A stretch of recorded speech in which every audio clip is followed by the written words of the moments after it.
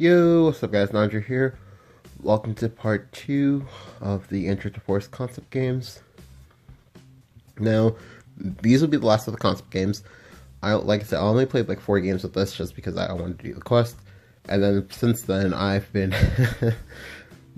I've been slowly working on recovering because I have been very sick, which is why I haven't uploaded anything in 3 days.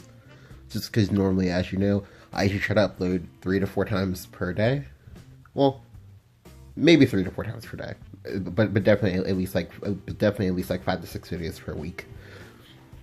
Anyways, let me show you guys the deck list again.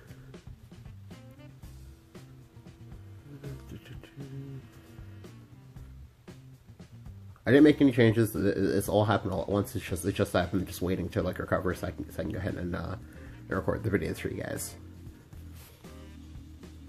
So these games are going to be versus Dragon. Now, one thing that a lot of people kind of like meme about slash have in my opinion what is the incorrect perception about is that control versus control comes down to who has more money. Or what I mean by that is that who's playing like the greedier list. However, I don't think that's the case. I mean, obviously there are going to be some games where you're gonna like lose to that or something like that. However, most times if you're playing well enough, like your opponent, especially in a game like Shadowverse, where you do have a lot of people who are like casual players. Like, yes, you can be a master and still be like a relatively casual player who just kind of like make a lot of like mistakes, and you can go ahead and capitalize on these mistakes. Like in the first game, you're gonna see what happens when my opponent tries to take a very aggressive gamble and fails, and then the second game you're gonna see what happens when my opponent chokes and chooses not to play his Bahamut.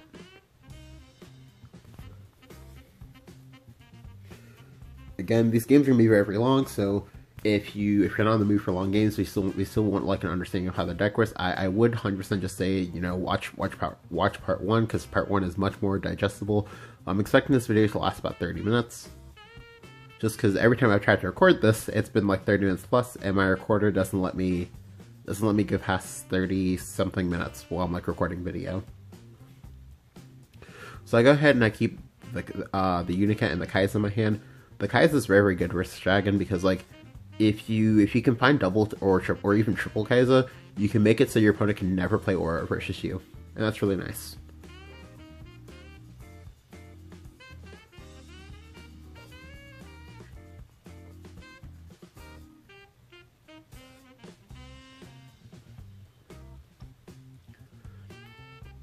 So I have Unica into Kaiba into Unica plus Carrot for my turn 2, turn 3, and turn 4.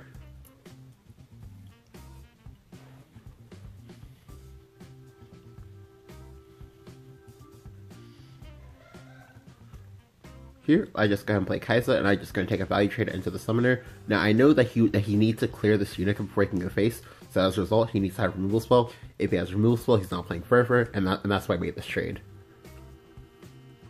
However, he instead just passes, so I now know that in his hand he is either 1 to 2 Sybil, and here I'm just going to go ahead and develop these two. I'm going to go ahead and develop these 2/2s, but I'm not going to Evo. The Evos are very important in this matchup.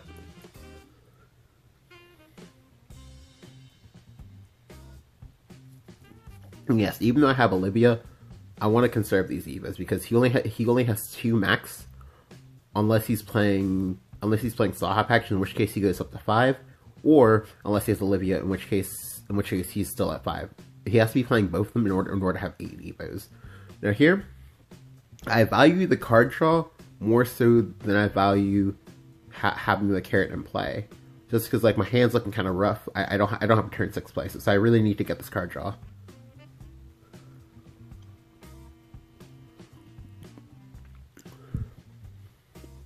And here, if you wanted to play Oro, he was going to have to give me a card, and that was going to be fine for me.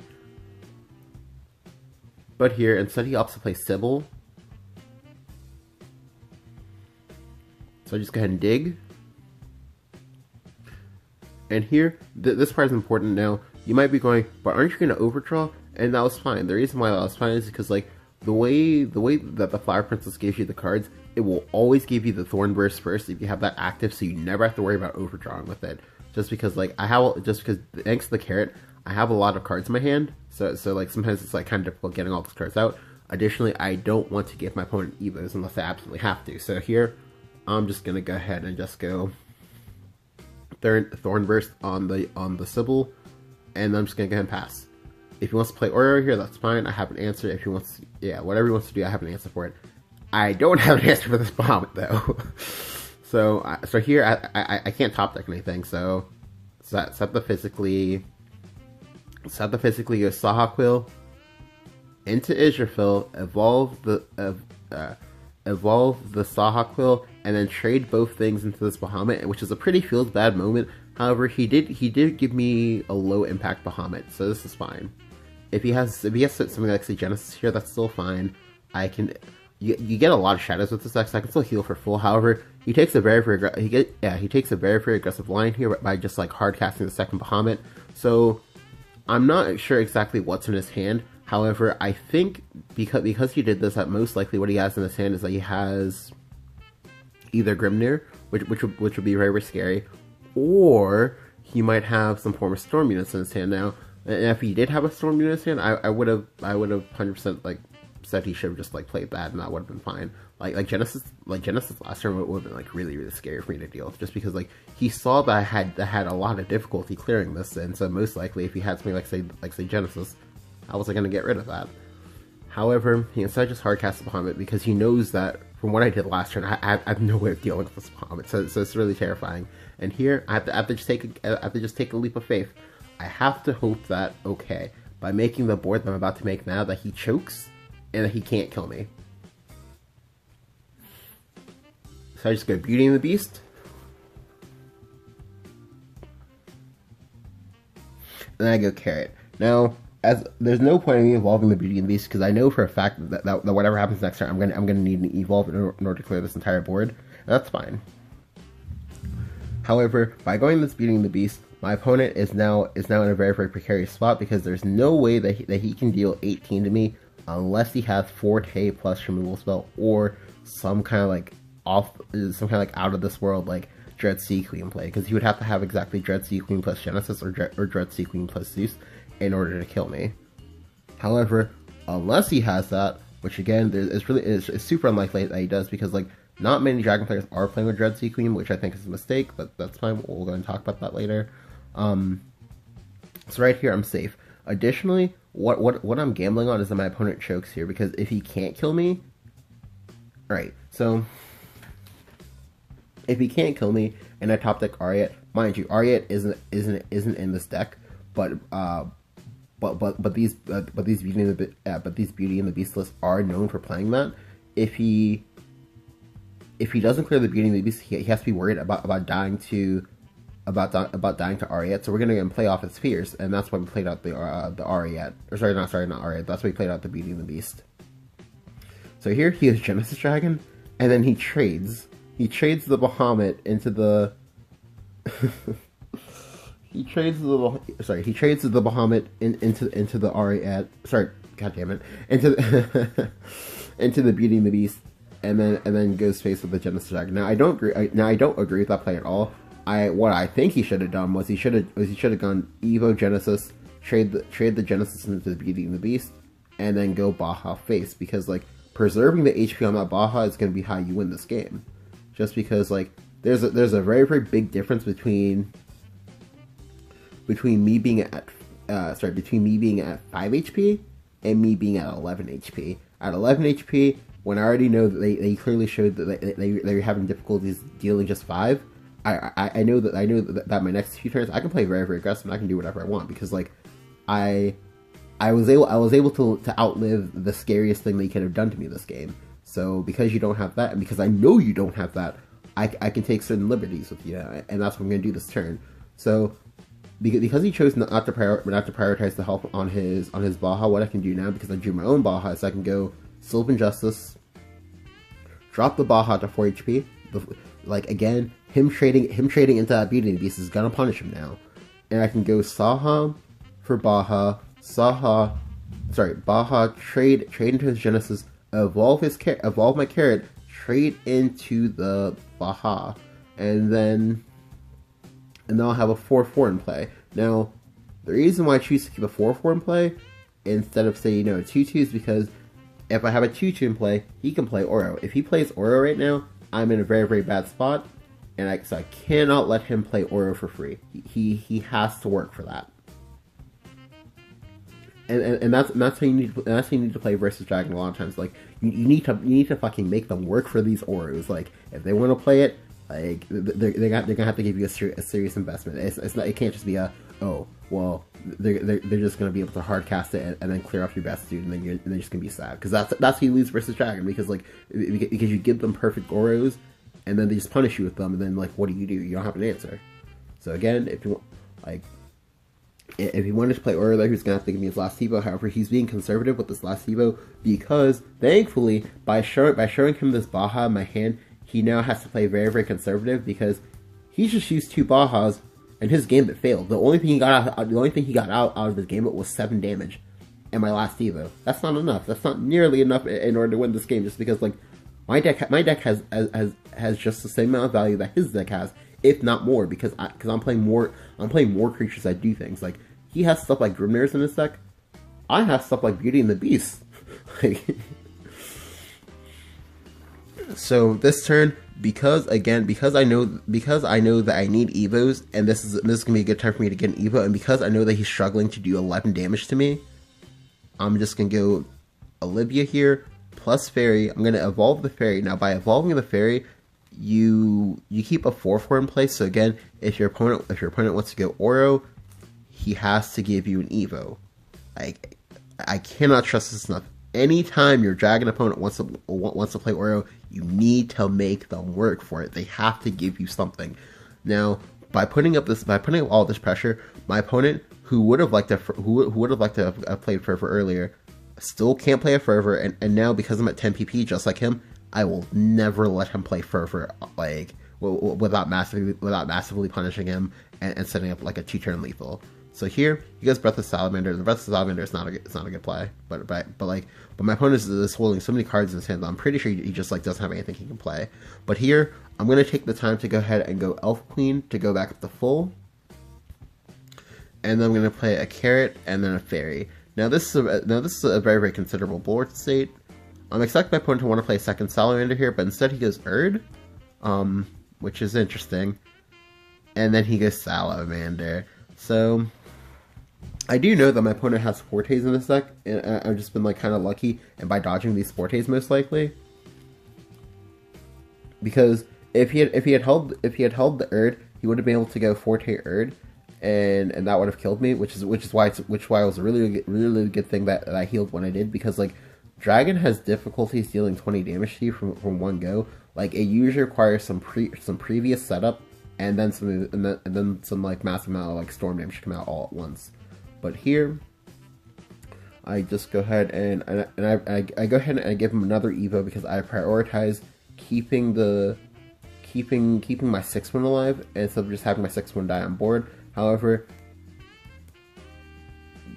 if he has second Grimnir here, which I think he does, then he just goes and Grimnir's me anyway, and then I feel bad. But that's fine. That's fine. It doesn't matter to me, because anytime he makes a low investment play like this, I just replay these carrots. Like this doesn't matter to me. Like if I have to beat you down with 2/2s, I'll do that. I don't care.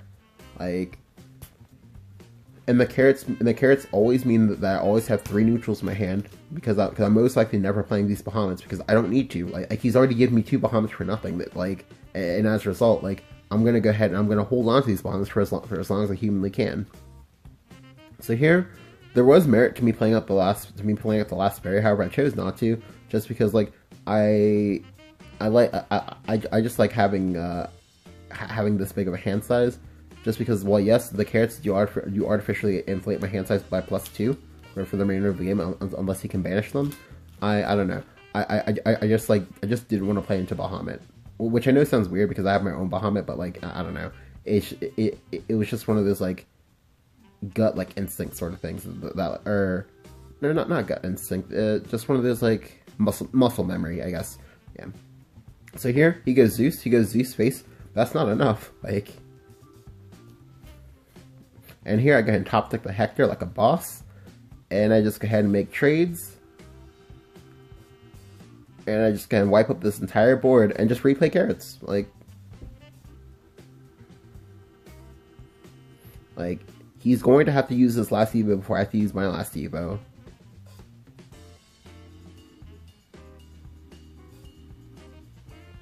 Even if he has Oro here, he physically can't play the Oro into this board because the Oro dies for free. He does play his third Grimnir, which is fine. It doesn't matter. Like any turn he doesn't do anything relevant, I'm just replaying carrots. I don't need to care. Like additionally, even if he has Poly, he can't actually physically play. He can't actually physically play Poly now because like I have Bahamut for them. Like he's most likely only running one. I Bahamut it. He Bahamuts me. I Bahamut him back. He dies. Additionally, he still can't forever. Like I will never and ever let him forever. And here he just goes Genesis Dragon. Alright, so this would have been the turn that he might have been able to forever. However, he doesn't have it or doesn't take it. I'm not sure which one. Because he's still trying to play around this Aria that I don't have. I did actually misplay that turn. Alright, so I had to play the Kindly Treant first just because that way it would get the +1/+1 and then the ward. However, I got a little bit excited there and kind of wasn't thinking because new deck struggles. but that was a misplay though. All the same, jokes aside, and you should be trying to not misplay as much as possible because like while granted yes I am very far ahead of my opponent because the only way my opponent comes back is if he's playing Olivia and if he can find this Bahamut, but most likely he's not gonna be able to find these things and I'm just gonna be able to bully him out with carrots. Additionally, if he ever uses this last Evo, then this Baha kills him, and that's been the focal point of what I've been trying to do, just to get him to force him to use the last Evo. However, here he chooses to use it now, but that's fine. I know he used it now because he had a Bahamut, like because that was the read I was getting for, yeah, that was like the read I was getting from him because there were so many times where he could have used an Evo, but he chooses to use it now. So I know he wants me to play this Bahamut because I know he knows that I don't have any other way to answer this board. So I'm gonna give him what he wants. I am gonna play the Bahamut. However, not without making him take 2 damage first, and then not without answering his last Bahamut with my own Bahamut. Now again, my opponent has yet to fervor at all this game, and with everything that's going on each and every turn, he's never gonna get the chance to do so. Like he needed the fervor to heal because I've just been slowly chipping him out, just a little bit at a time. And he's been struggling. So here he goes Zeus. This Zeus has to trade now. Alright, so three of his 4 Storm dudes have been forced to trade this game. That's so bad. That's so goddamn bad. And here I just go and go carrot, Abby the Axe Girl. Now by doing this instead of playing the Hector, now I did this because he hasn't used all 3 of his Breath of Salamanders. I think he's used 2. And I'm trying to play around the 3rd one here. I also realized that I need to get this Hector activation if I want to kill my opponent now because I am finally out of cards. Like, well, I say out of cards, but I mean obviously I still have effectively 5 cards in play, but I'm out of cards that actually do anything tangible because like my opponent can still play an Israfel at any point in time and I'll still get blown back by this Israfel, so I do need to try to end this game quickly. He does finally see the Oro, and he does actually ping. He does actually make the correct ping. He does ping out my Abby the Axe Girl. However, as you can see here, like he made a ping, but like this Oro that was supposed to make some work happen, but like it doesn't do anything because I just go ahead and I just trade. He doesn't get the heal. I play Israfel. I heal myself. I go back up to 20. He has no Evos. He physically can't ever kill me now. And so here, he just goes out and goes Oracle into Fervor, digging for a Scyther, doesn't find the Scyther, it's just dead. Like, but yeah, like that game, you saw the impact of the Oro nerfs there, just because like obviously if my opponent had been able to heal, we would have been forced to go very close to fatigue, if not actually fatigue itself, in which case my opponent actually would have lost still because he has more card draw effects the whole wanna play, and I only have bell ringers, so yeah, so like the important part of that game was just like my opponent like he played as well as he could given the information that he had. However, he just used that second Bahamut just like so aggressively, and I'm pretty sure that he had the Genesis Dragon in his hand. They should have used the Genesis Dragon because like the Genesis Dragon was like lower impact. Like the Bahamut, like it's your trump card. Like if you get forced to use your trump card for nothing, both twice in a row, and then you fail to kill me, then you're gonna get punished. So for this game, this game was another like long game just because like when you're playing decks of similar types, like for example, if you're playing control versus control or you're playing aggro versus aggro, like the games do get kind of drawn out just because like if you're both playing to the best of your ability and no one gets like blown out by anything like ridiculous, then the game is going to take a while. Especially when it comes to control versus control, because they have to throw in Bahamut's into the mix, and people like to be very, very conservative with their Bahamuts just because like if you can hold your Bahamut for a very, very long time, then when your opponent finally like exhausts all of their countermeasures versus Bahamut, you just go ahead and drop the Bahamut and you just blow them back. So here, this game is looking very, very similar to the first game. The only difference is that this time I'm going first. Now the Abby the Axe Roll is actually really good because like there are some people that still play Rahab, and Abby the Axe Roll can actually almost 1v1 a Rahab, which is nice. So this like denies him from playing that if he is playing it here. He does go Blazing Breath, which is fine, doesn't matter. And then he also goes Grimnir. Now this Grimnir was actually nice on his part because I know next turn he wants to Fervor, but I have no way of being able to deny him from Fervoring here. So I'm just gonna go ahead and use the Slope Injustice here. Like I'm just gonna say, okay, well you can Fervor, it doesn't matter to me. Go ahead and do it, buddy.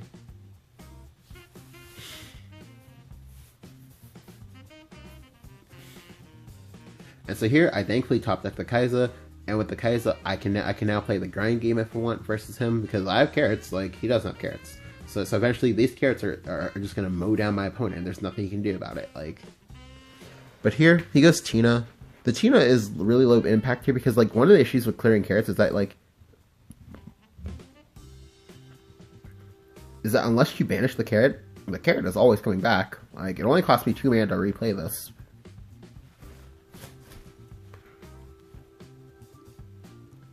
So here I just got Elf Twins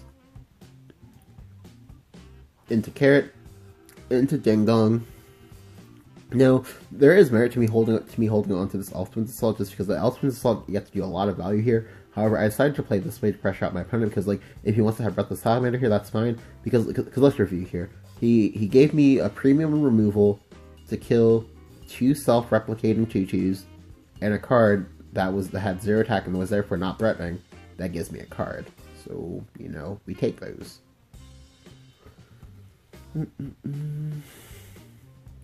And then he plays a Dragon Summoner. The Dragon Summoner is very, very low tempo. I'm fine with this because now I can just go Hector, and by going the Hector, I'm gonna go ahead and ping off the 1/2. Now you might be going, Gans game, why are you throwing away 3 damage?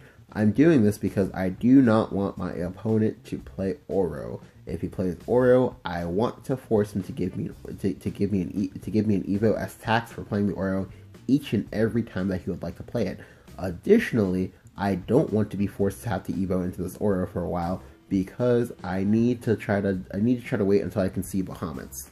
Like the Bahamut is actually really, really core in this matchup because people hard misplay into Bahamut all the time. Like what I mean by that is that like even when you're not playing, especially when you're not playing versus Dragon, the scariest Bahamut is the Bahamut that you did not see coming. So things like seeing Bahamut in Forest, it's an eye opener. You're not gonna be playing around that. So as a result, like I need to try to like preserve my Evo as much as possible because as you saw in the first game, when Bahamut comes down, it's very, very difficult for me to answer that. I have to have either a Saha.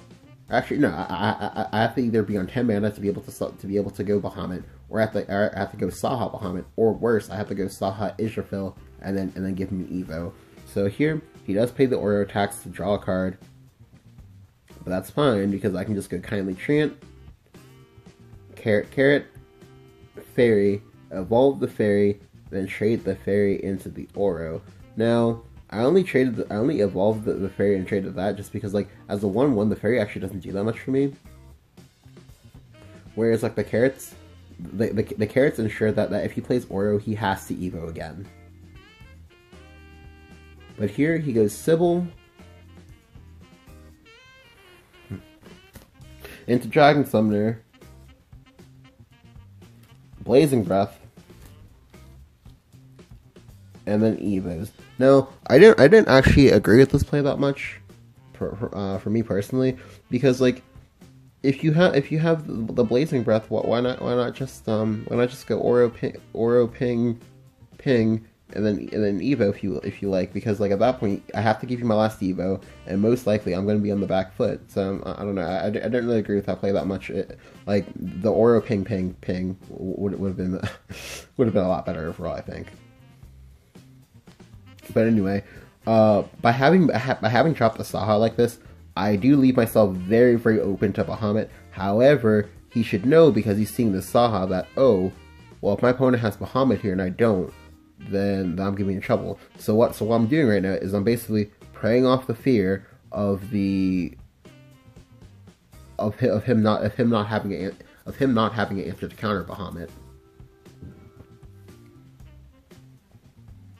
But instead, he goes Olivia here, and I go Dan's game. Now, Olivia is really scary because, like, the only reason why I've played the way that I played up until now is because, like, the easiest dragon to beat is the dragon that no longer has Evos, just because, like, you can force them to make plays that you know they don't want to make.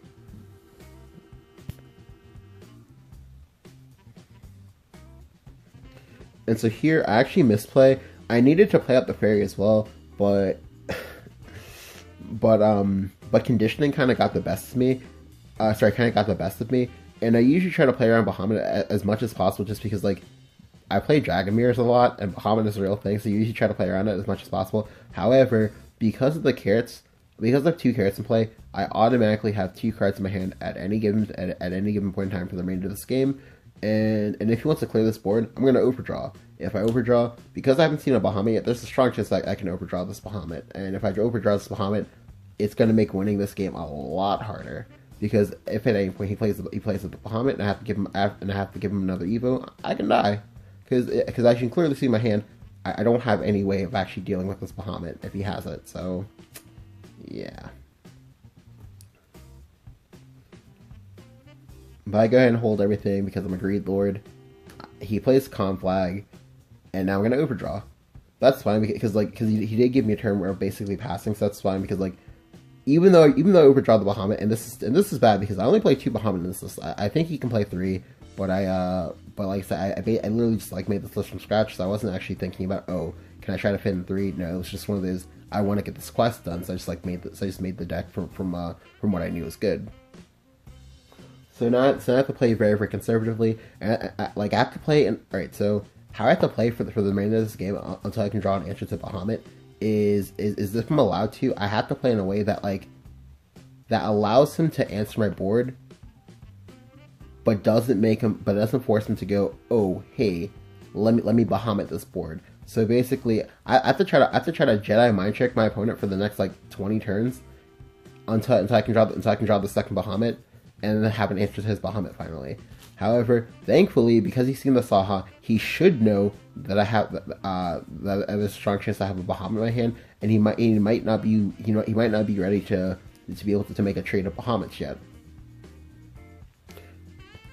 So I just go ahead and go carrot, carrot, carrot, and then fairy, and then fairy, and then pass. Again, if he wants to play Oro here, he has to pay the Oro tax.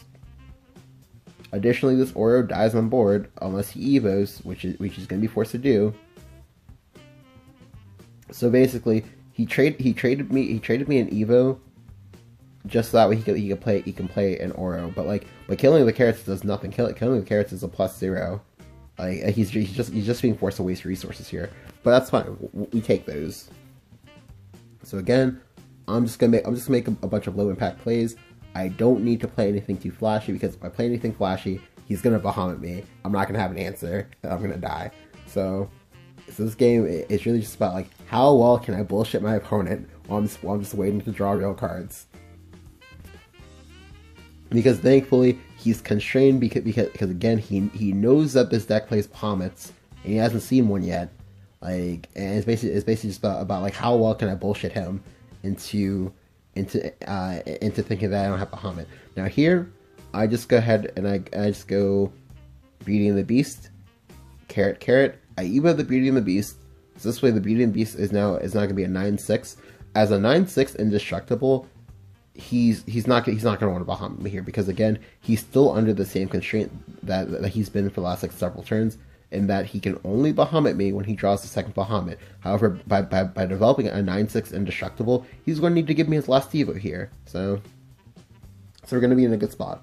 Well, I say good, but I say good tangibly because like the majority of my hand doesn't do anything without evos, and I just kind of gave him the last one. So thinking. But again, he's under a lot of pressure here because he's not being able to heal. He's not being allowed to play Fervor. And so here he does show me the Bahamut. So again, I knew they had this Bahamut this entire time because there's no way that he would play like this if he didn't have it.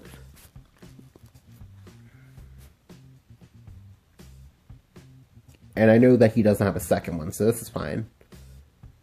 However, now I know that he's the Saha package, which is kind of scary.